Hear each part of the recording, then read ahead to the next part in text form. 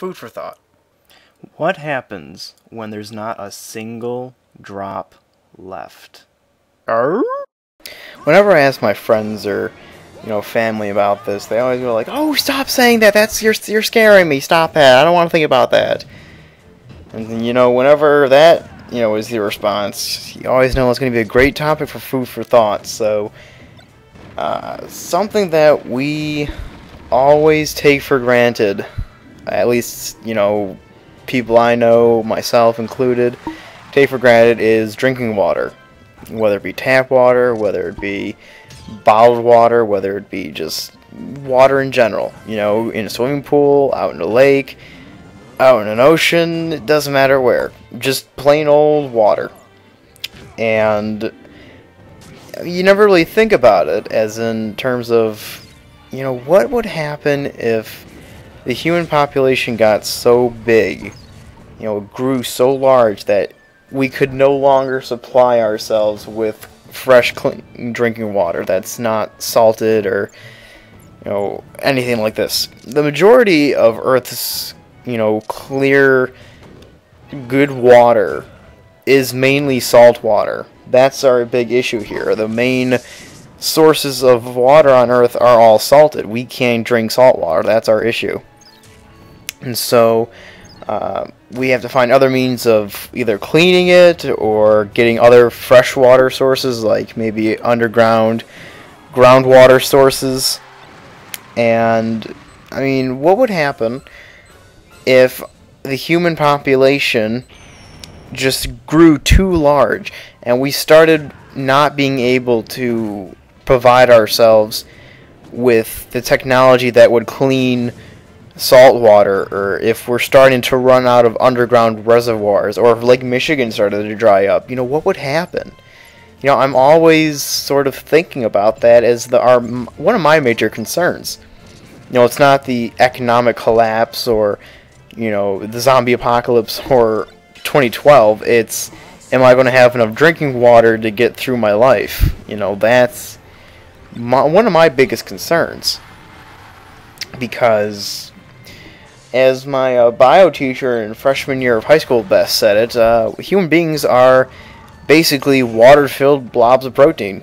We're mainly consisting of water and proteins.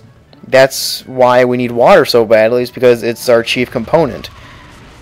And if we don't have it, well, then we don't exist. That's our key ingredient for human life.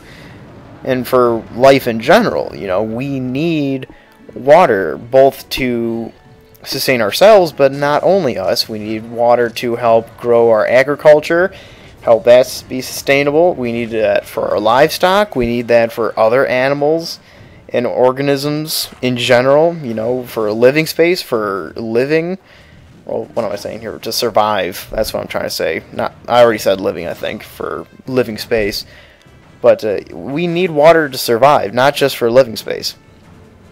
And I'm interested to see what would be the priority of people either having drinking water or having water to help supply crops and to get agriculture and livestock fed.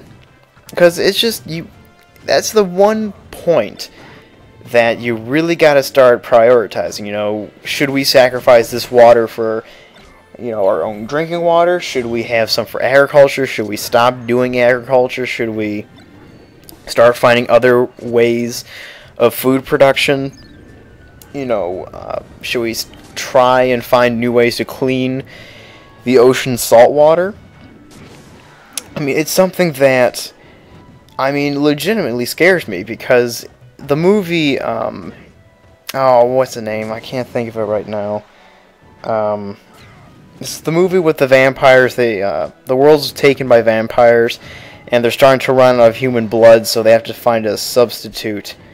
I want to say, like, Darksiders, or, it's on the tip of my tongue. I can't think of it right now. I'm pretty sure you guys know what I'm talking about. It's a pretty recent film, but it's basically the same issue that humans are facing now. Our population has been increasing so dramatically that no one at least no one in my family or not a whole lot of my friends have really thought about this. What are we going to do about drinking water? We have to be able to have all these people have clean water to drink, or that's going to be inhumane. That's just not going to be right. Now, of course, people could say, oh, well, there's already people, going on without clean drinking water. Look at third world countries. Look at, all these places in Europe and in, Africa. There's a lot of countries and people who are going, long days without having clean drinking water because there's just no sources of fresh water in those locations that are within distance. Now, lucky for us, I live near the Chicagoland area, near the suburbs, so we have the world's largest source of fresh water right at our doorstep, Lake Michigan. What's better than that? So, I mean, I guess the reason why not a lot of people are thinking about it is because, well, we have this great, huge body of water right next to us that, I mean, how could that possibly run out? But I feel as if, soon enough the numbers are going to start crunching and start adding up, and we are going to have to start paying for, some of the choices we've made and, just some of our decisions. Some things, I'm trying to think of how to describe this, because it's like, even though we want to be, humanitarian and, the best for humankind, sometimes we have to make sacrifices and go, should we have this amount of people? Is this really the good for humanity? Because it's going to be leading to problems like this. And the next thing you're going to know, there's going to be shortages on food, there's going to be shortages on water, and then living space, and it's just going to create a whole lot of problems. So thank you guys for watching, and what do you guys think?